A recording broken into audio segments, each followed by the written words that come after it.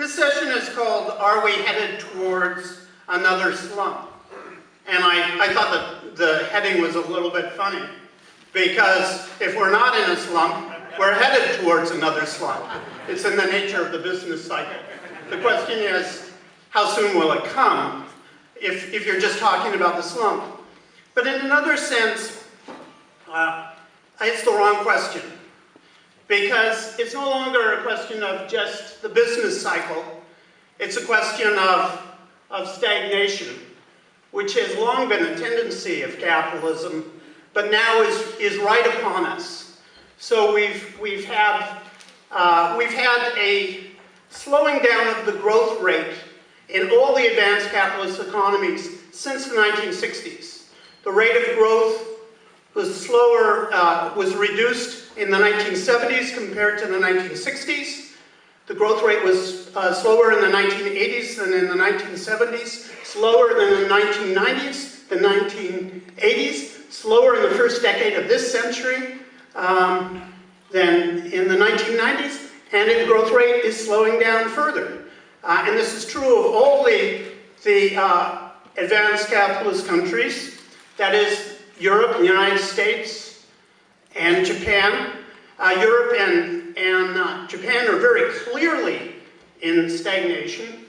The UK is doing better than the continent. The United States, but both the UK and the United States are in stagnation as well. The growth rate is very low.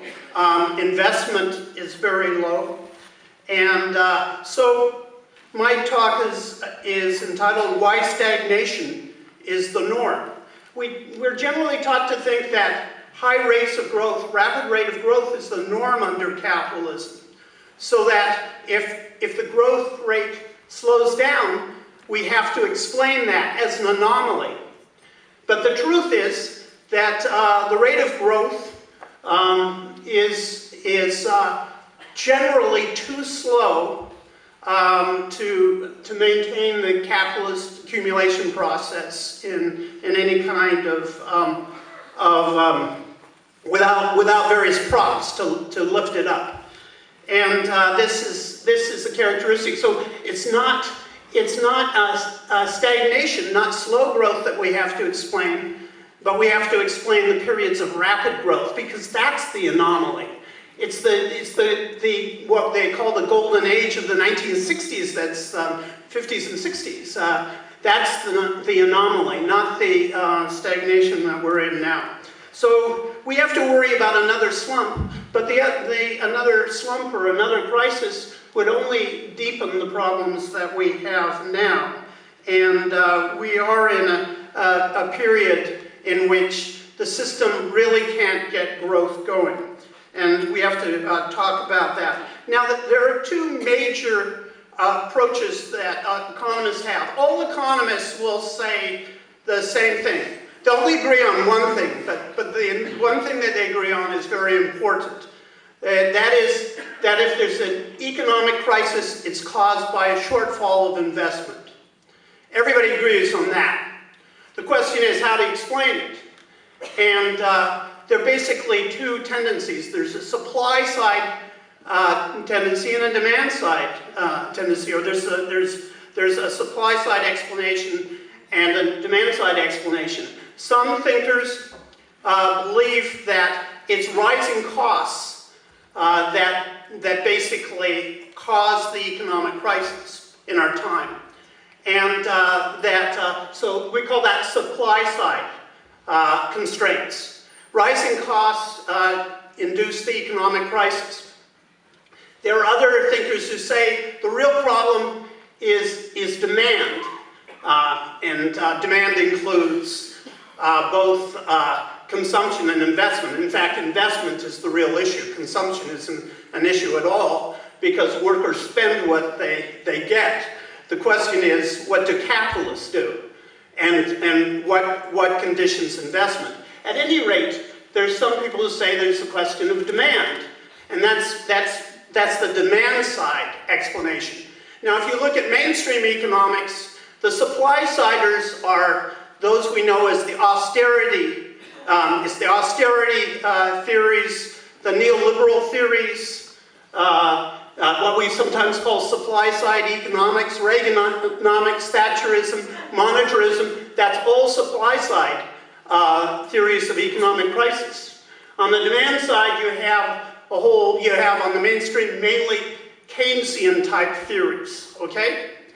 Now, Marxists also split on the demand side and supply side issue. So, although coming out of a Marxist perspective and the theory of accumulation inherited from Marx, the nature of the crisis is often read differently. So, some theorists see the problem as supply side. That is, it's mainly a problem of increasing costs and shortage of capital, falling profits, and sometimes higher wages are the source of the crisis. So you have the falling rate of profit theory and the profit squeeze theory are supply side theories within Marxism.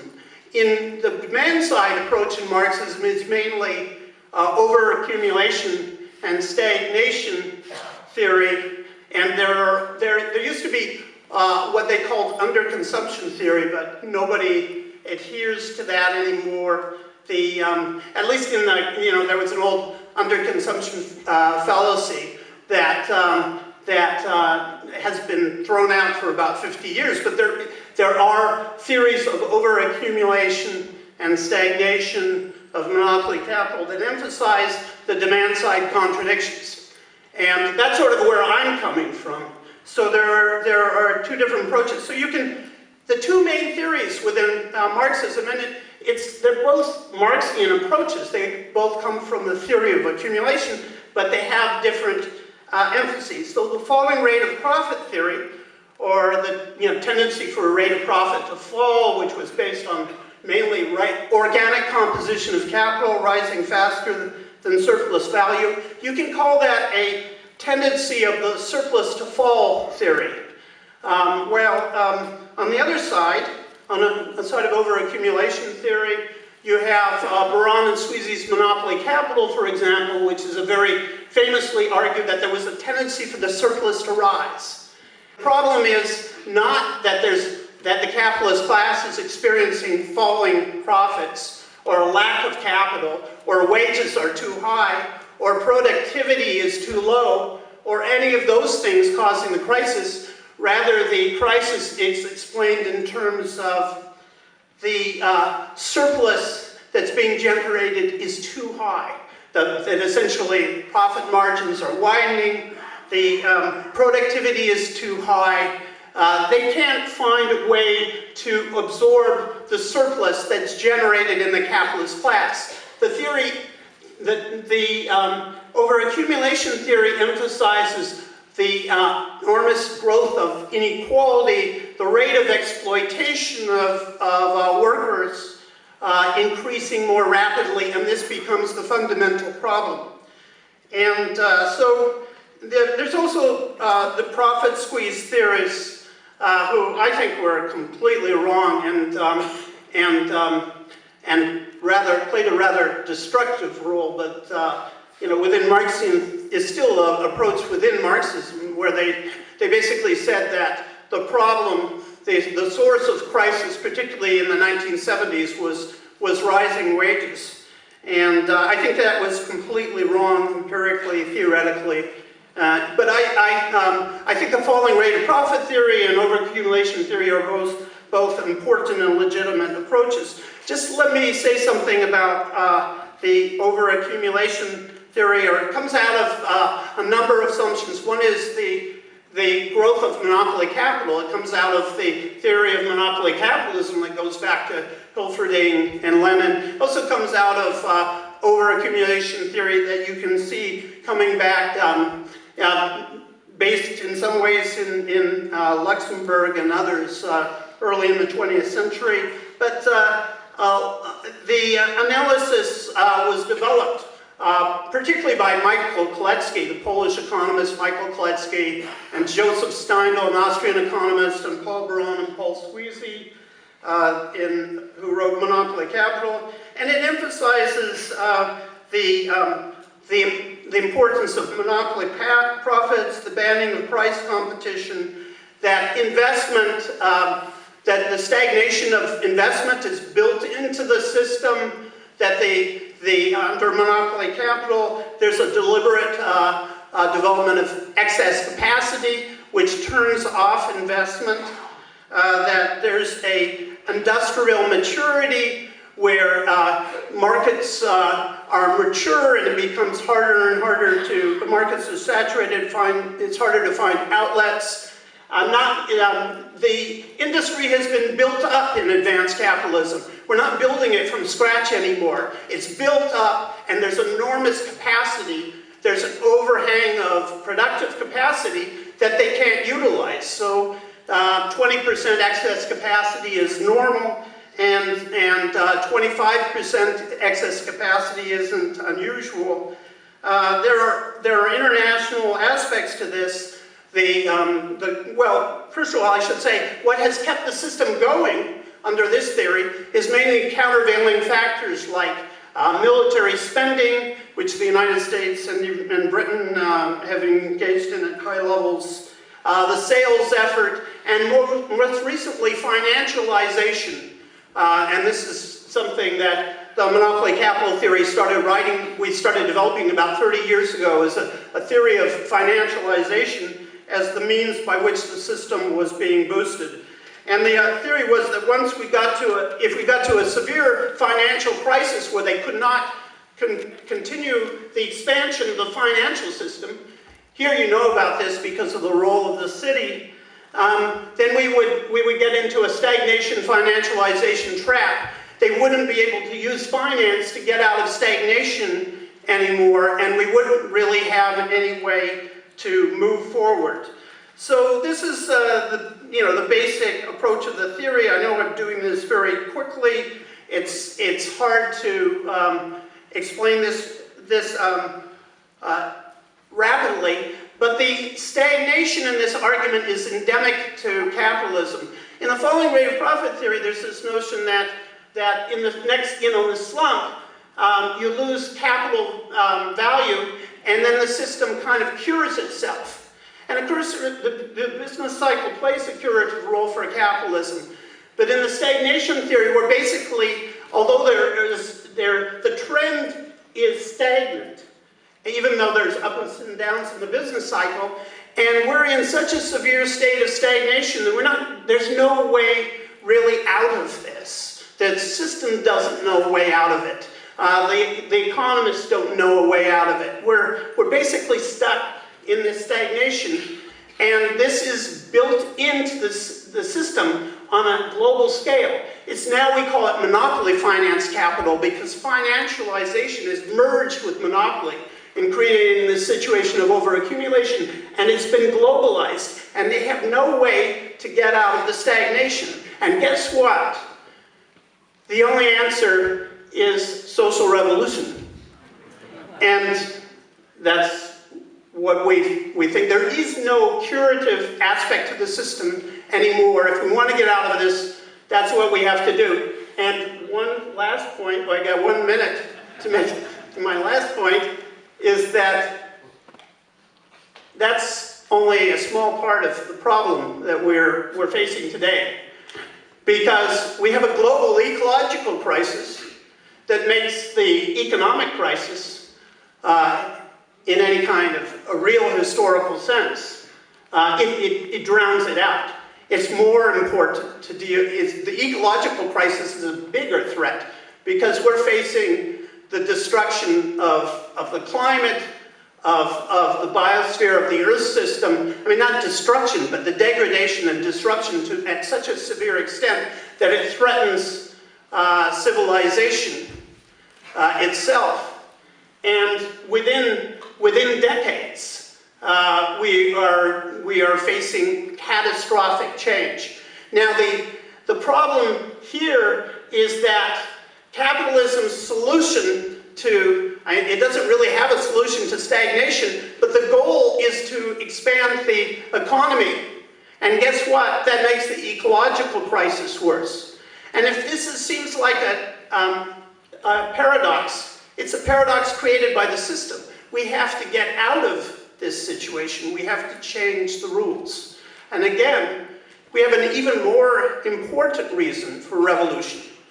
And if you listen for one moment to the austerity people when they say that this economic crisis is caused by high costs and low productivity and high government spending, then all you've done is swallow an ideology that rationalizes the exploitation of workers and will actually make the economic situation worse while feeding the coffers of wealth at the top. So this is basically the situation in as much as a nutshell as I can put it right now. Thank you.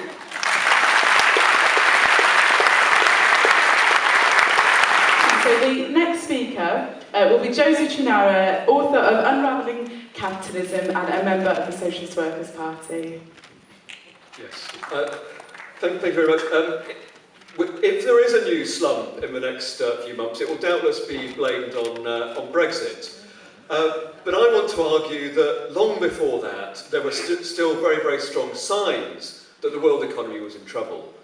And we can go back many, many years. I wrote a piece, I think 5 or 6 years ago, when the emerging recovery from the crisis was being boosted by much of the press and so on, and I characterised the recovery as it was getting underway with 3 words. I said it would be weak, it would be fragile, and it would be uncertain.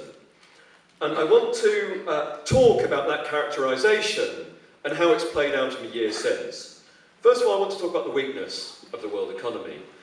And here I agree with John that the world economy does seem stagnant, that growth does seem weak.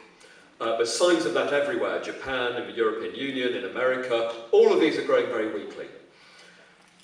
What's the explanation for that? Here I disagree slightly with John. You see, it's right that the wage squeeze theories of profitability don't fit in the period of the post-war period.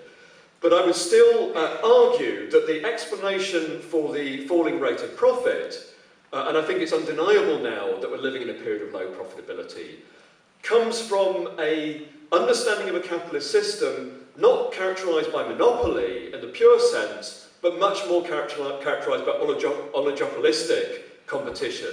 In other words, large capitalist firms competing intensively on the global system.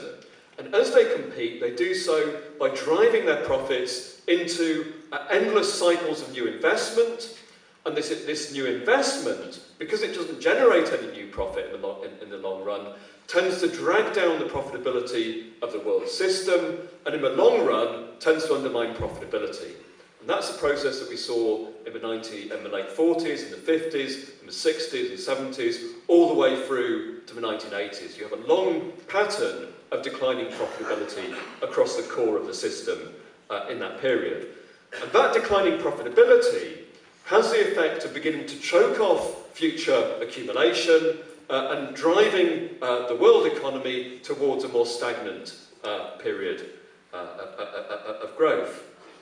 I'll come back in a moment to the question of how capitalism could potentially get out of this crisis.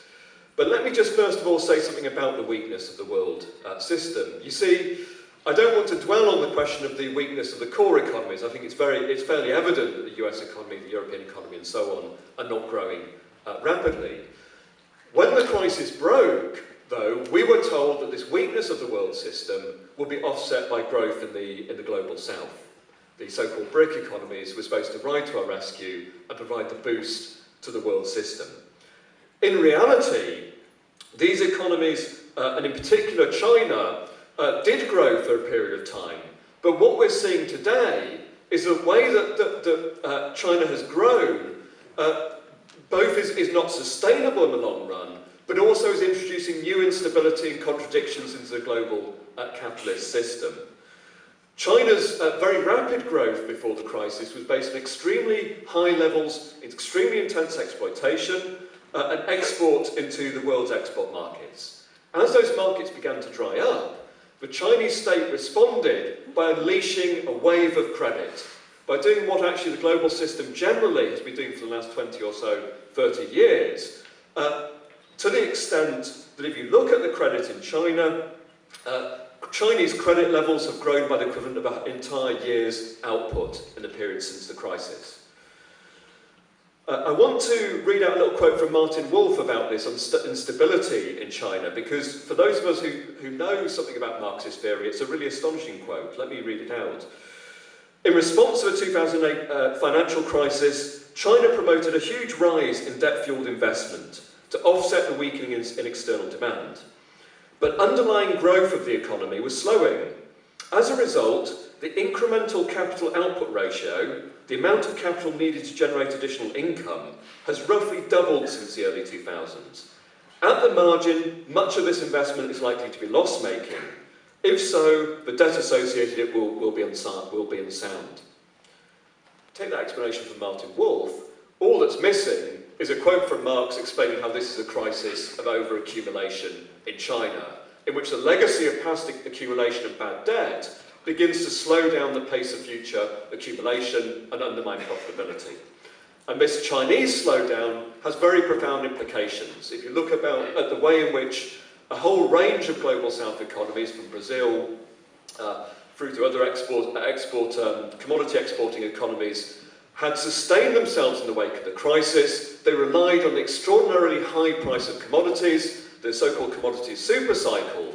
And as that supercycle begins to unravel, it begins to drag down other economies, the Brazilian economy, the oil producers, and so on and so forth. So the weakness of the world economy is very evident at the moment. The second point I made was about fragility.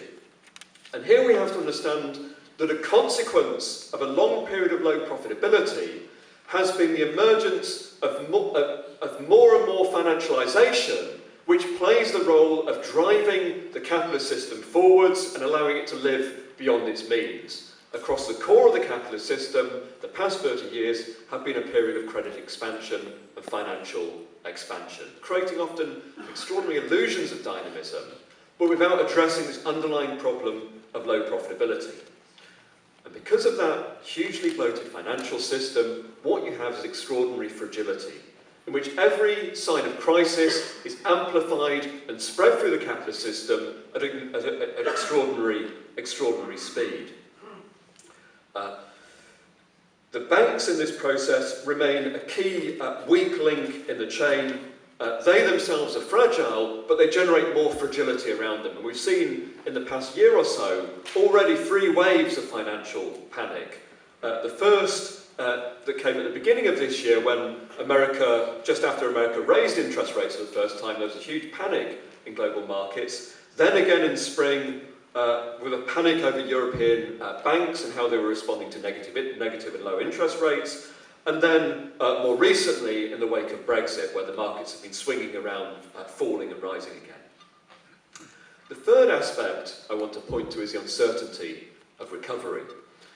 And to understand this, we have to understand how it was that the world system got itself out of the immediate crisis of 2007-2008. And here a central role was played by interventions of the state in the world system to try and put a floor underneath the crisis. Not simply direct intervention to bail out failing firms, but also a whole series of financial and monetary measures designed to put the system on life support This is a case if you look at quantitative easing, if you look at the ultra low interest rates, if you look at the negative interest rates that are now developing across the capitalist system. All of these are measures by central banks and states to essentially try to continue to drive the system forwards in a context of low profitability and crisis.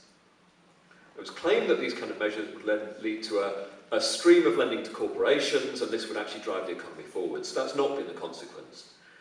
Instead, what we've seen is money being squirreled away by financial firms, or simply engaging in what's called sometimes a search for yield, in which people engage in ever more dangerous financial speculations, often speculation in the global south economies, to try to secure some kind of profit in the context of fairly stagnant capitalist production. Hugely accelerating the financial growth of the system, especially in the global south, and introducing even greater uncertainty and fragility into the system. If you look at one of the problems that the system's entered into now. It's a question of how do you turn off quantitative easing, how do you begin to raise interest rates without pulling the plug on these financial bubbles that have developed in the period since the crisis. And every time the American ruling class try to raise interest rates, there's a panic, particularly in markets of the global south. Final point I want to talk about is what's the way forward for global capitalism. If you accept the explanation that I've given, which is really Marx's explanation for declining profit rates, I think we have to say it's not the case that there is no way for capitalism to get out of this crisis. And we have to say there is no final crisis of capitalism. But the point about the explanation of the falling rate of profit I've given is it's not a final crisis of capitalism, but in order for capitalism to get out of this crisis, it has to be able to destroy and devalue large amounts of its past investment that's weighing down on productive capital and sucking it down into low profitability. It has to as well be able to eradicate some of the mass of bad debt and bad credit that's built up in the period before the crisis and continued to grow in the period since the crisis broke. So there is a way out, but the way out is extraordinarily complicated.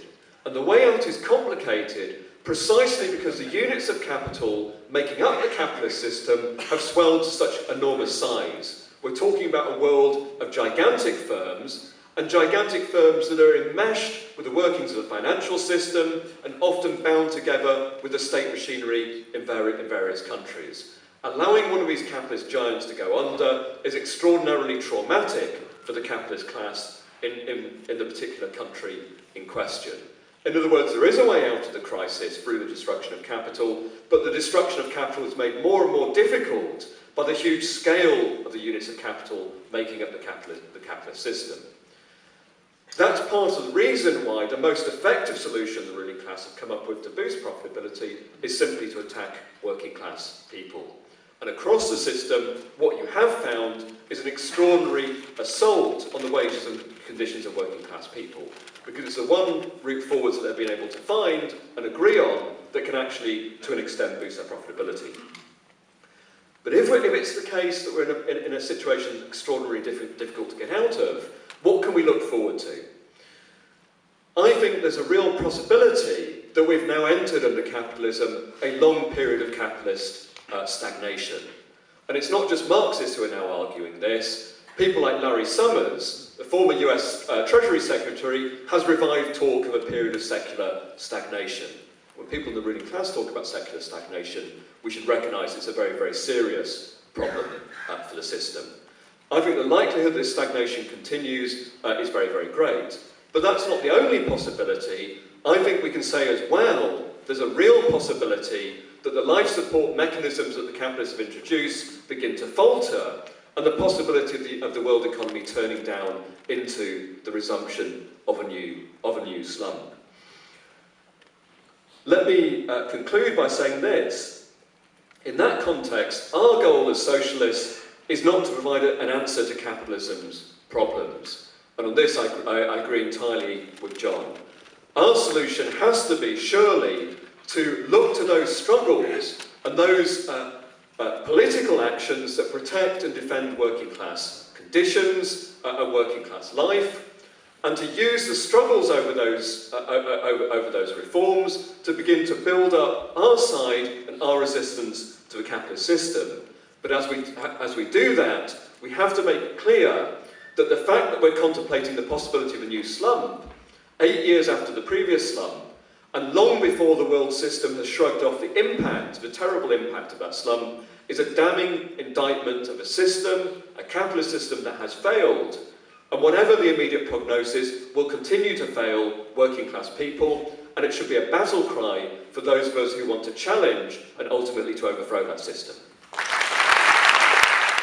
speaker from the panel today is Michael Roberts. And Michael is a Marxist economist. He blogs. He's the author of The Great Recession and brand new book out this week, The Long Depression. And Michael has brought some copies of The Long Depression along with him, which he's quite keen to sell, so his bag is lighter on the way home. So I'll hand you over to Michael.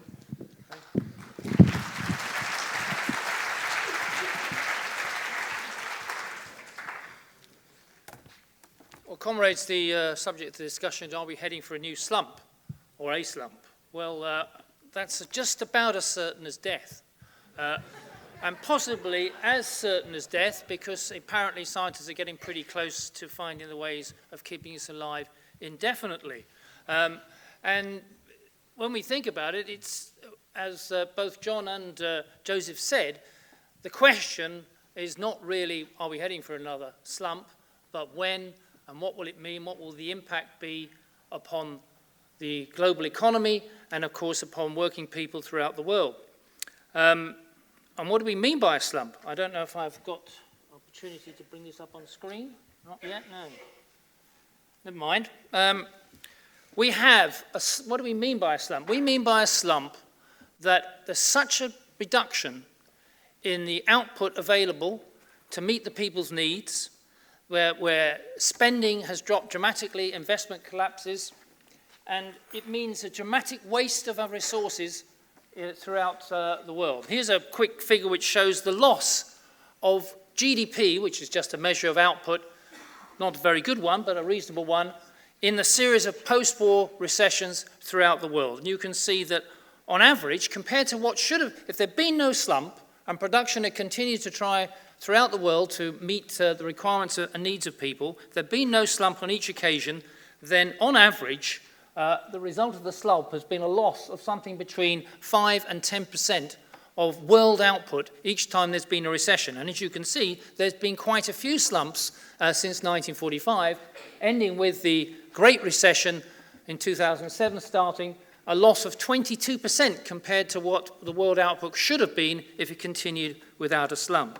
That shows you how serious the question of a slump is. And there have been great numbers of slumps. According to the National Bureau of Economic Research, which is the US body that looks at recessions, and they measure recessions as just 2 quarters where there's a fall in output in an economy, just 2 quarters consecutively, and they call that a recession. Now, quite a short period of time, but that's enough to record that. According to them, you can't see that very well, but that's the number of slumps there have been in the US since 1857. I added it up, I think it was 33 at the current position. So the question asked in this meeting is, there will be a slump? Well, it looks pretty likely that there'll be another one, as there's been 33 in the last 160 years, and that's in the US, which is supposed to be the best economy, capitalist economy in the world. So that gives you an indication of the situation we're in. Now, it's been my view that in this last Great Recession, so deep was the recession, caused by, as I'm briefly going to be able to discuss, and though the causes of that recession have not been resolved, that we entered a period where, as in many ways, as the last 2 speakers have mentioned, we didn't have the normal recovery that we get in slumps. If we look at the top line here, which is a schematic, you can see the 1974-5, what you get is a V shape. It goes down, comes back to trend growth where it was before. So that's a sort of normal quotes, recession. In 1982, we had a double dip recession, a W. 2 recessions, almost one after the other. That occasionally happens. And then in the history of capitalism, in my view, you get a depression, more like a square root sign for mathematicians, in that you don't return to the trend growth before, you stay at a new stagnating, lower growth and trend. And if I just take what I consider are the 3 depressions that capitalism has suffered since the 1850s, we have the late 19th century one, and those are actually where GDP growth was compared to trend, more or less. I haven't got any point signs, but you can see that in the late depression of the 19th century, by the 1880s, when recovery began, there was no return to the trend growth rate before. And in the Great Depression, that was also not the case, except for what happened from 1939-40 onwards, war, which actually drove growth back to the previous levels that we saw before. War was necessary in order to restore capitalism to its previous health. And in the current depression, you can see that we've failed to return to trend growth. So that's an indication of the more serious situation the global economy is in, and not just the advanced ones, but as Joseph has said, also the emerging economies, which are supposed to compensate for the slowing down and the poor growth and development that's been in the advanced economies. So we have a situation now where growth is well below trend that we saw before in the 2000s. Now we're into the next decade, no sign of returning to that trend, and every prospect, I think, that we're going to enter another slump in order to try and restore growth. Because that's what is my point here, is that slumps have a reason under capitalism. They have a logic.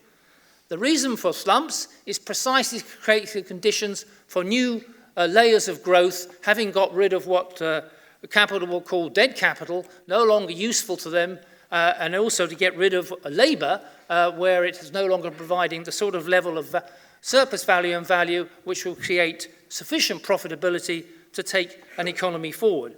And the point is that this is the key point, it seems to me, that we have to remember, is that the point of capitalism is not to produce things that people need, not to provide our services. That's a secondary matter, unfortunately necessary for capital, but the main purpose is to exploit the working class to produce sufficient value and surplus value that can be appropriated in the form of profit, rent and interest to be consumed and reinvested on an interminable process by capitalism. If we go back to the period of 1900, John was talking about the beginning of monopolization, a monopoly capital, starting with Lenin, if you like, and imperialism and so on, Hilferding. Back at that time, Thorsten Veblen, who certainly was not a Marxist but a heterodox economist, made clear, I think perfectly correctly, that crises, depressions, brisk times, all these movements in the business cycle, they're managed. It all manages and works on the basis of the sake of profit. That's what's behind the process. And therefore, the most important contradiction which produces these slumps is the contradiction between the effort of capitalism to accumulate and to boost productivity in competition with other capitalists, causing a fall in the profitability over time of the whole system itself. So we have a contradiction between the efforts to raise productivity and a falling profitability as a result. We can see that very quickly in what I call the poverty contradiction. This is a world rate of profit put forward by an Argentine economist called Maito, and he shows, taking a core of economies around the world, that in the post-war period, we have the golden age, which we've already talked about.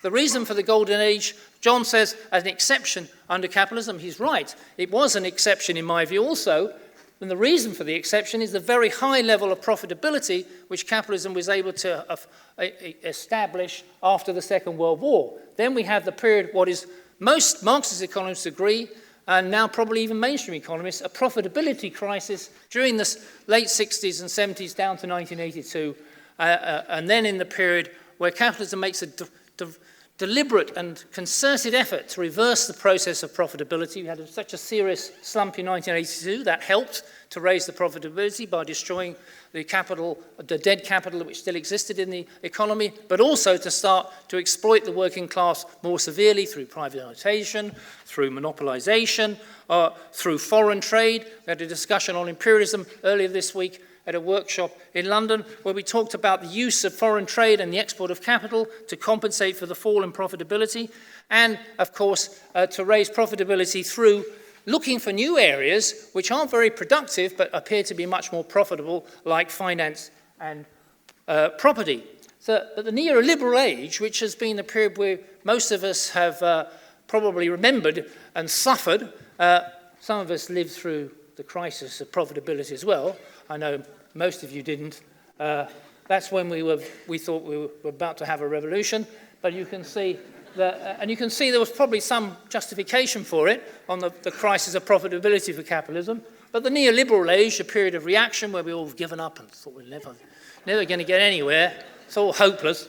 Now we're in a period since the 1990s, late 1990s into the 2000s, and particularly after the Great Recession, we're again in a period of crisis and depression. But it's a slightly different sort of crisis. It's not a crisis of inflation, but it's a crisis of deflation and depression.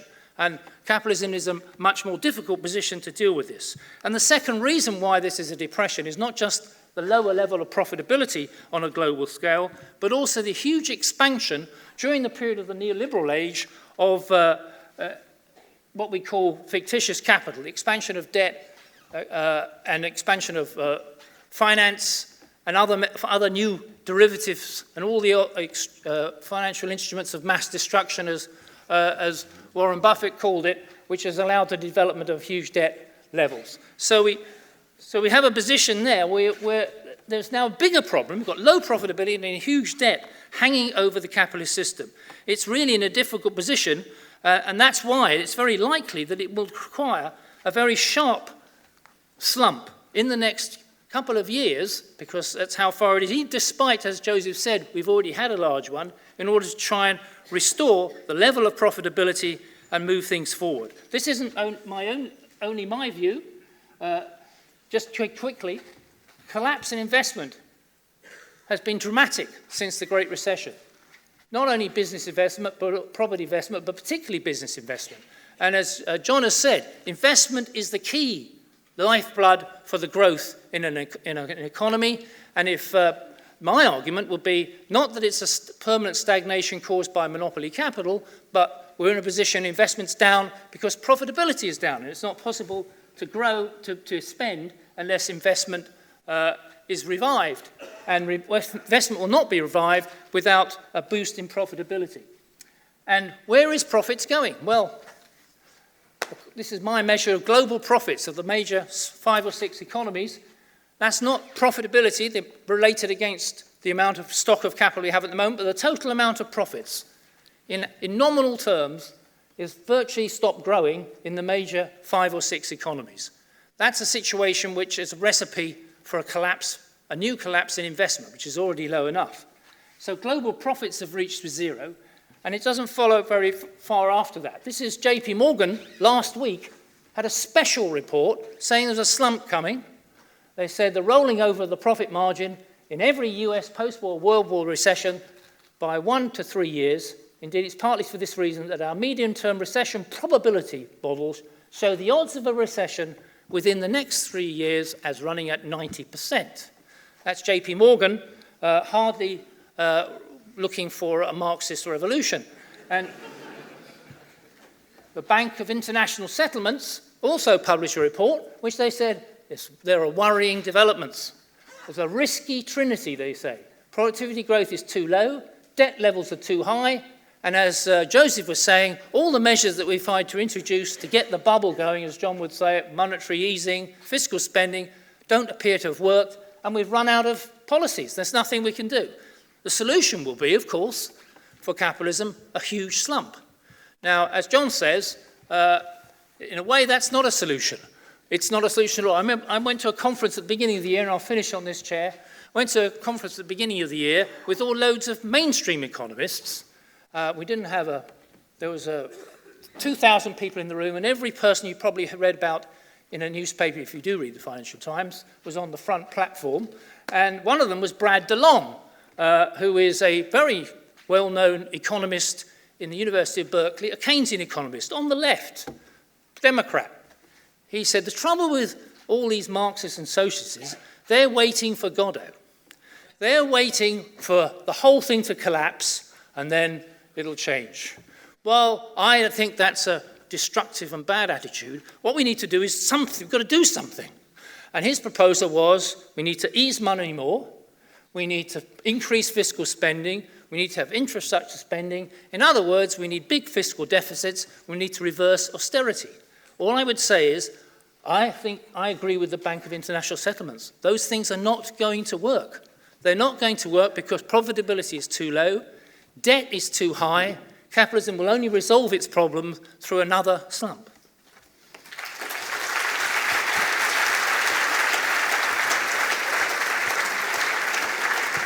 Comrades, there was very considerable agreement on the panel that the capitalist system under which we live is one in which there is perpetual slumps and massive waste of resources, and the only way to avoid this is ultimately to transform it away from a system of capitalist competition based upon exploitation, the pursuit of profit, in favour of a planned system under the control of the people who produce the wealth, the working class. That's a consensus. But there was a division of opinion, and I hope I'm not being too crude in saying that on the one hand, John Bellamy Foster and the monthly review tradition in general says that there's too high a surplus because of the development of monopoly within capitalism, whereas the other side says no, competition produces a decline in profit rates, and that's what produces the slumps and the problems. And I certainly am on the latter side. It seems to me that although there has been a huge growth in the concentration and centralization of capital, capitalist competition remains extremely intense, particularly if you see new centers of capital accumulation developing, as we've seen in China and in other parts of the world. So capitalist competition remains an intense fact of life, but on the basis of much larger units of capital. And on the basis of that very intense competition, there is a ploughing in, inevitably, of investment to fend off competition. But that investment, as Joseph, I think, pointed out, and Michael's of the same opinion, drives down the profit rates, the return on capital, and that's what sends us into recession slump. It's why I think that the concept of stagnation, which can be useful, is nonetheless a dangerous one if we think that the system is just going to bump along steadily but at much lower rates of growth. I think that's not what's happening. It's not what's been happening over the last few years. On the contrary, you have quite sharp downturns. You have action taken by governments in order to try and arrest what would otherwise be a catastrophic collapse, particularly again because of the size of the units of capital. And then you have some recovery. That instability, which it seems to me is the endemic feature of the current system, is a feature of economic growth rates. It also means instability within the political system and opportunities for us actually to get rid of this system. Thank you. It's important to know how capitalism works, and I thoroughly recommend Choonara and Roberts, because following the analysis, I liquidated my entire position for 1 million on the 22nd of June. Therefore, I listened to this answer very carefully because, you see, there's always been a long discussion since 1953 about how China can develop and what are the possibilities of spurts of growth in the system. And that has continued from then in 1953 to the present today. So it's going to be a very short question, which is, recently, for the past 5 years, we have had immense investment in China. What is the reason that Western economists have not characterized that as, Chinese Keynesianism? Is it for ideological reasons? Because, when I was in China in 1990, for my student grant, I could have purchased 2 acres of land on the opposite side of Shanghai. Right? Today, I would be, a mega billionaire, right? So are there still spots? No, this is the truth. Okay, so are there still spots within the system that can have spurts of growth? For me, the explanation for that in some ways is, I think the whole Maoist period laid the grounds for the growth under Deng Xiaoping. And like I said, the argument has continued since 1953. And so I just lost my train of thought for a minute. So if there is that continuity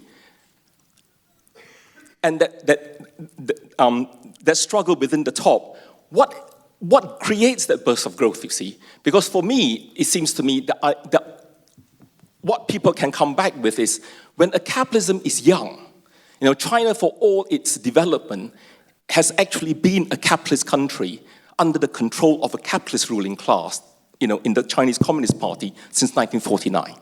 So in the 1 minute, what are the possibilities for it to destroy, for greater concentration, greater amalgamation, to create new spurts of growth? I don't think that will get the world system out of the problems it has, but what are those possibilities? For example, China just won the tender to build the Boston underground system, but also within China, both the rail-making companies have merged. So what are the possibilities of these, tendencies to continue? Hi, I'm Jean from Solidarity in Australia. I just wanted to bring up, increasingly the most sort of defined political response to the European crisis has been the rise of the sort of left reformist formations like Syriza and now Jeremy Corbyn. And I think there's an important economics that we need to understand, where what we're sort of seeing is a revival of a kind of Keynesian idea behind, the advisors to Syriza, the advisors to Corbyn basically have a Keynesian notion of what the crisis is. And if you believe that, then the problem is a lack of demand, and in that context, austerity is just lunacy. And austerity is lunacy from our point of view. But I think one of the political implications of that revival in Keynesianism is that if austerity is lunacy for the bosses, that if we can, do things like build council houses, put money in the pockets of pensioners, there's going to be an economic revival which is also going to benefit business, a kind of win-win. And if that is true, then there will be sections of business across Europe that would actually support the kind of proposals that Syriza or Corbyn have brought up. Now, I think, what we've heard from the panel is actually a very, very different vision, where austerity is not just madness, it's actually the ruling class fighting for its life, because if they're able to privatise the port of Piraeus, all those workers, their exploitation level will be increased. The cuts in pensions are going to force people to work for lower and lower wages. If the workers in Ireland are going to be paying for privatised electricity instead of through government funding, that's all going to increase exploitation, which is all the bosses have. So I think if we understand that, austerity is not just a different sort of recipe that we could just get away from and have a new boom. It's actually the ruling class fighting for its life. And so I think what that means is we need to look to the workers themselves to actually resist that.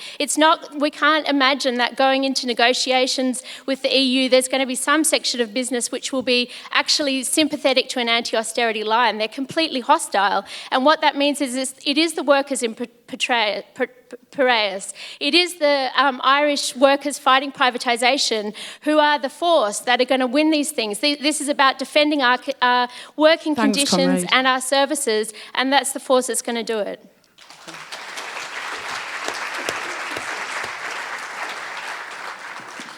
I think when we talk about the economic crisis and the solutions to solve it, we need to be clear there is one viewpoint, which is to say that we need to restore growth, and that, as Michael Roberts has pointed out, that the Keynesian solutions aren't the way forward. But there's also for us, there's also a political problem. We're facing an environmental crisis, we're facing a homelessness crisis. Often the rationale for things like, we produce a pamphlet on 1 million climate jobs. The objective is not to solve the economic crisis, it's to solve the environmental crisis and create jobs. You can have the same argument for housing. We need to build housing. Housing can create jobs. It may not actually solve the crisis of the growth of capitalism. But I think this creates a problem when we're working in movements actually to change things. We can't have the rationale, our argument being this policy will increase economic growth, because it probably won't. What we're saying is, what is in the interest of our class? And what is in the interest of our class is not necessarily the infinite growth of capitalism. I don't think we have to abandon this whole idea of economic growth as being a rationale for the way we act. We have to act in ways that actually materially improve the conditions of our class. And that doesn't necessarily mean economic growth. It could actually mean taking control of the housing or the empty flats in London and redistributing them to homeless people. That's got nothing to do with economic growth. So I'm not interested in I'm interested in materially improving the conditions of our class. So the argument about whether it's work, that's an argument for bourgeois economists. I don't give a damn about bourgeois economists or what they say. I want to improve materially the conditions of our class. But then it creates a problem with uniting with reformists who then want to say, well, this is economically sensible. Someone like Owen Jones will put forward a Keynesian argument for doing things. And I have to say we have to reject that. We have to do what's immediately in the interest of our class, the same way that the the parasitic capitalist class can live on Thanks, the decaying comrade. corpse of capitalism like a maggot. I think that's the way to look at it. They will survive, they will prosper, the system will go to pieces, but at least they don't care. Après moi la déluge, as they say.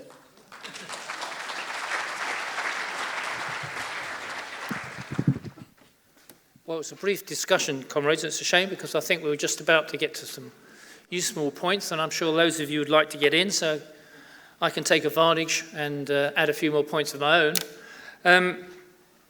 The question has really been raised, and I think there's the difference that Rob raised from the floor, that there was differences between the panel. First of all, on the cause of slumps. I think I'm correct to say that John Bellamy Foster is telling us that we're in a period of permanent stagnation, and what we have to explain is the booms, not the slumps. And that capitalism does that by expansion of fictitious capital, monetary easing, all kinds of methods to create credit bubbles to keep things going. Then these keep collapsing, and we go back to stagnation again. The scenario which I presented to you, and I think Joseph did as well, no, it's not like that. What we have is a cycle of boom and then of slump, and we also have within that a long-term trend of decline in the profitability of capital, and this is where we must look for the nature of the cycle and the increasing difficulty of getting out of slumps and returning to boom. But also flows from that the argument that we aren't in a permanent crisis. Capitalism can, under certain circumstances, get out of these crisis and downturn or severity of a slump and return to some sort of new level of health as far as profitability is concerned, if it can restore those profits. And it can do that, possibly, by exploiting us harder. That so far hasn't worked too well, but mainly by a very severe destruction of the existing level of capital investment, wiping that away, liquidating all the inefficient companies and their workers, and replacing them with new forms of technology relying on a higher level of profitability. And there's plenty of new forms of technology which are floating around, as we well know. Now, a couple of comrades have raised the idea, well, maybe capitalism can get out of it by war. Second depression, the 1930s depression, was a result, was ended by a world war. Whether it could end it by a series of ecological crises due to tsunamis wiping out cities and solving it a bit like a war, a physical destruction of capital, I think that's probably less likely as far as I can understand the development of climate change and the impact it will have at the moment. But capitalism can also get out of it by simply having a sufficiently severe set of slumps. In the 1890s and 1880s, it had 6 or 7 really severe ones before capitalism had a period of recovery, leading to imperialist rivalry of intense proportions later on. But it did recover and come out of that slump without going straight into a world war or having an ecological crisis. The situation is way more difficult now for capitalism to come out of this depression, in my view. And this next slump, if it's coming, and I think it is, will have to be severe to create the conditions for a new revival of capitalism for a period of time, but it will be limited. Throughout the globe, there are still plenty more people to be exploited. There's still loads more of labour to come into the system of capitalism. We've seen a tremendous expansion through the BRICS and other parts of the so-called South over the last 30 years under globalisation. In a new period of capitalism, if that was to happen after a slump, or a series of slumps and create those conditions, then there's still more workers to be exploited in Burma, in other parts of Asia, in Latin America, who have not been integrated. But to do that, they will also have to expand the level of organic composition of capital. That means invest more to take advantage of that exploitation, so they will create the tendency for profitability to fall. And if you remember my graph of world rate of profit, that is the trend down all the time, so the crisis is going to increase. I finish on this point then. You could say, well, am I being pessimistic or optimistic? Am I being pessimistic because capitalism can get out of its crisis under certain circumstances? I'm not sure if that's optimistic or pessimistic. But it's realistic. I think the 2 points to remember, as far as when I look at global capitalism, it has 2 Achilles heels. I know in a classical tradition there's only one. But we do have 2 heels. And on one heel is a rate of profit that is under pressure to fall all the time as capitalism tries to expand, increase the global amount of profits that it's taking off the working class. The profitability of that accumulation process declines. That's one Achilles heel. And the other Achilles heel, in the process of doing that and globalization, they have expanded the size of the proletariat in the globe to an unprecedented level. It has never been bigger, the global proletariat. Never been bigger. Yes, it's not growing much in what we call the advanced capitalist economies, but globally, it is a huge size. That's the other Achilles heel for capitalism. The struggle to maintain profitability and facing the gravediggers of the capitalist system, a rising global proletariat.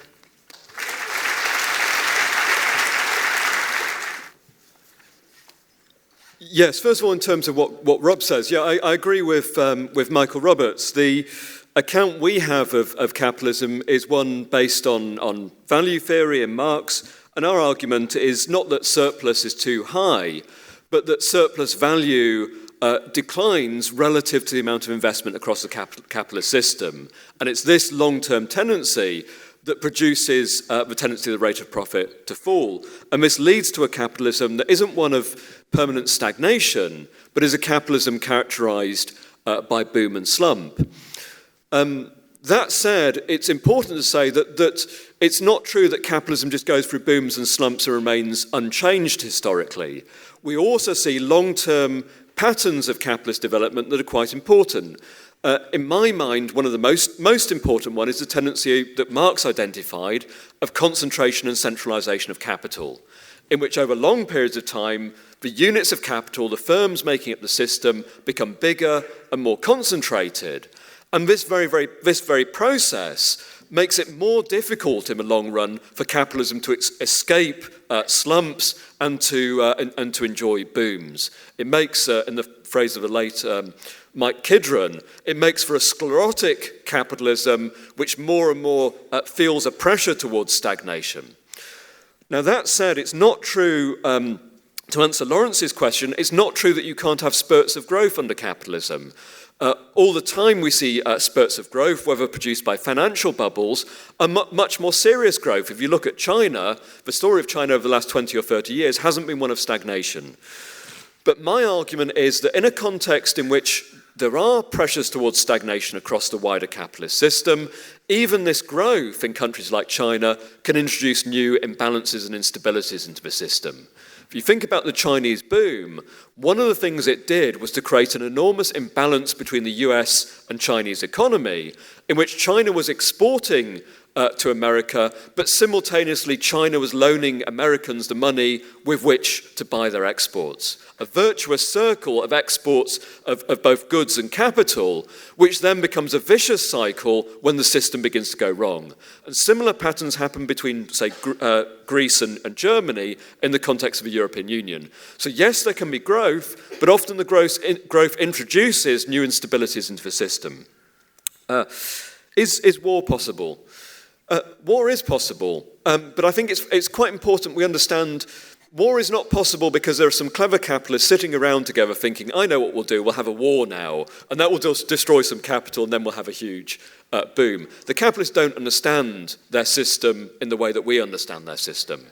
The reason why there might be a war is much more to do with the growing imperialist tensions of the capitalist system, which we see all the time. We've seen in the Ukraine, we see it in the continued tensions in the Arab countries, and we see in particular growing tensions between America and China in the South Pacific and in East Asia more generally. There are lots of pressures on capital, and we should remember that when the rate of profit declines, one impact can make it can be to make the scrabble for those profits to remain more intense and to sharpen the contradictions in the system. So war is certainly a possibility, but not because of a clever capitalist conspiracy.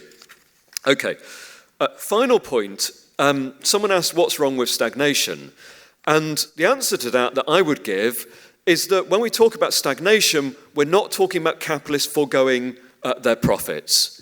What we're talking about is a period in which the capitalist system is failing, but capitalists are still desperate to extract the maximum possible profit out of people. And in reality, stagnation means millions of people unemployed, millions of people thrown on the scrap heap, continued exploitation and oppression, and all the barbarism of the capitalist system. Now, we have to say the solution for us is not zero growth. The problem with zero growth is it's based on a capitalist conception of growth. And we have to say the solution for us, rather than being zero growth, is a world in which profit does not dictate how human needs are met. We want to build a very different kind of world, a world governed by democratically from below, trying to meet human needs, rather than a world governed by a mad scrabble for profit, which again and again throws the system into crisis and means ultimately barbarism for the mass of people. The solution for us, as it was for Rosa Luxemburg, is socialism, not barbarism. And we will finish with John Bellamy Foster now. Actually, I don't think it's socialism or barbarism. I think, as Marx said, it's ruin or revolution. We're in a much more serious situation now. On some of these issues, on the question of monopoly and competition, the important thing to understand is that concentration and centralization of capital is growing on a global scale, and with it, monopoly profits. So you have a situation where in the United States, there are about 4 million firms. And the top 200 corporations in 1950 got 13% of the gross profits. And in 2008, the top 200 firms out of 4 million got 30% of gross profits. And that's going up and up. It's more concentrated, profits are more concentrated. We're experiencing one of the biggest merger waves in history right now, and our analysis has to take that into account. If you look at globally, the 500 biggest global corporations in 1960 accounted for 19% of their revenue. Their revenue of the top 500 corporations was equal to 19% of world GDP. In 2008, the top 500 corporations globally had a revenue that was equal to 35 to 40% of GDP, according to two different indicators. And this is going up rapidly. We're seeing, yeah, sure, there's competition, but it's concentrating, and the profits are concentrating, and this affects how investment occurs, it affects power. If we talk about the crisis of profitability, sure, there's problems of lower profits, but it's a chicken and egg argument. You have to understand in these debates, to say that lower profits explains the crisis is to get in chicken-egg struggle, because you have lower growth, you have lower profits. You have lower investment, you have lower profits. So you have to explain, everybody agrees that profits are lower than they were before. You have to explain why the profits are lower. And the argument is, well, the profits could be lower because of higher costs. What? Higher wage costs. So falling rate of profit theory tends to say that higher wage costs or lower productivity causes the crisis. Well, the truth is that real wages in the United States have fallen to where they were when John Kennedy was president. I don't know if you remember, very many people remember back that far, but it's the early 1960s. The wages are not going up, the wage share is going down, and this is true in Britain too. It's wages aren't squeezing profits. Well then, what is it squeezing profits? Oil prices? No, they're not squeezing profits. International food cost? No. Is it the organic composition of capital that is the cost of capital? No, the cost of capital is going down because computerization. So you have lower profits, but it's not because of these factors. So you also have a situation where if you look at the graphs, just Michael's graph, or look Anwar Sheikh or Dumanal Levy's graphs, all promoting the notion of falling rate of profit, you'll find that since 1980 it's flat. That is, there hasn't been any fall of profits basically in the last 35 years. So the discussion is about low profits rather than falling profits. But that's an indication of stagnation. So we have these debates. They're important. We have to discuss them. But we agree that this is an accumulation crisis, and the system itself is at fault, and we have to alter this. In terms of, is stagnation good for ecology? Well, Herman Daly says, look, we need a steady state economy, but what we're getting is a failed growth economy, not a rational steady state economy. In these conditions, capitalism gets more vicious on the environment and everything else. This is no solution. Growth is not the problem, it's capital accumulations that's the problem. In terms of war, would the economic stagnation tend to generate war? Well, yeah, it creates more friction between capitalist states. I heard that there was a country in Europe that just broke away from the rest of Europe, and they say it's due to nationalism. And there's beliefs out there that nationalism is growing in the world, and it's due to economic frictions, and would not this generate war? But I think there's a bigger problem, and that's the ecological crisis. We're facing the destruction of whole societies. We're facing the biggest threat to civilization ever.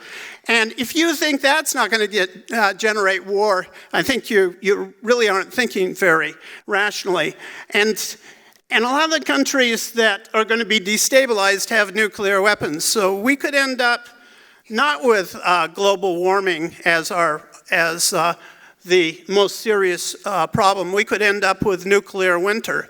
And we could end up freezing to death if societies begin to collapse. And how are they going to maintain these nuclear arsenals? We have to think broader today. This is a planetary crisis. Thank you.